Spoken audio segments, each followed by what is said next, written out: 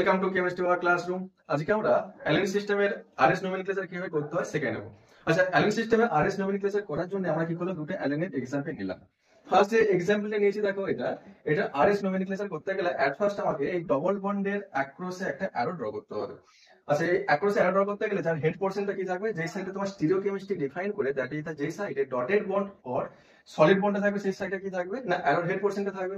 আমি কি করলাম, অ্যারোটা ড্র করলাম, তার হেড পোর্শনটা কি রয়েছে এখানে সলিড বন্ড আর ডটেড বন্ড যে সাইডে রয়েছে সেই সাইডে রাখলাম।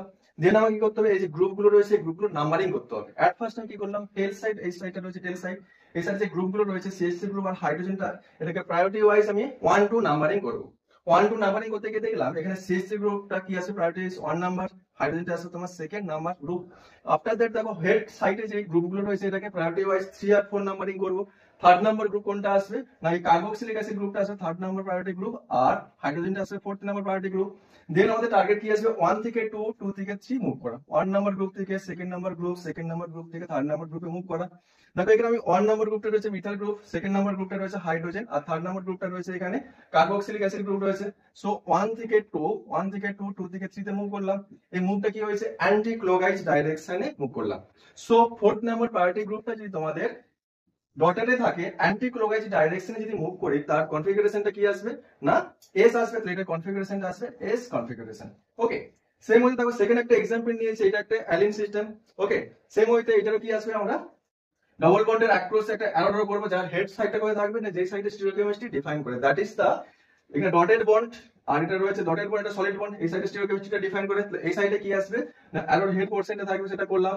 দেন দেখো টেল সাইডে যে গ্রুপগুলো রয়েছে এখানে CH3 আর হাইড্রোজেন, এটাকে প্রায়োরিটি ওয়াইজ 1 2 নাম্বারিং করব। 1 2 নাম্বারিং করলে এই গ্রুপটা আসবে 1 নাম্বার প্রায়োরিটি গ্রুপ, আর হাইড্রোজেনটা আসবে সেকেন্ড প্রায়োরিটি গ্রুপ। দেন দেখো হেড সাইডে যে গ্রুপগুলো রয়েছে এখানে হাইড্রোজেন আর CH3 গ্রুপ, এটাকে প্রায়োরিটি ওয়াইজ 3 4 নাম্বারিং করব। 3 4 নাম্বারিং করলে CH3 গ্রুপটা আসবে থার্ড প্রায়োরিটি গ্রুপ, আর হাইড্রোজেনটা আসবে ফোর্থ প্রায়োরিটি গ্রুপ। তো সেম ওয়েতে আমাদের টেকনিক কি থাকবে না 1 থেকে 2, 2 থেকে 3 এই অর্ডারটাকে আমরা ফলো করব। দেন দেখো আমি 1 থেকে 2, এটা 1 নাম্বার, এটা 2, দেন 3, এটা কি করেছে অ্যান্টি ক্লকওয়াইজ ডাইরেকশনে তোমার কি করেছে মুভ করেছে। সো ফোর্থ নাম্বার প্রায়োরিটি গ্রুপটা তোমার সলিডে থাকলে অ্যান্টি ক্লকওয়াইজ ডাইরেকশনে যদি মুভ করি, তার কনফিগারেশনটা কি আসবে না আর কনফিগারেশন।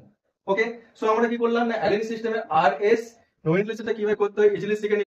সো কেমিস্ট্রি সাবজেক্টটাকে তোমরা এইভাবে বেসিক থেকে ইন্টারেস্টেড ওয়েতে শিখতে চাইলে স্ক্রিনে দেওয়া আমাদের অফলাইন সেন্টারগুলোতে আর অনলাইন ক্লাসগুলোতে জয়েন করতে পারো।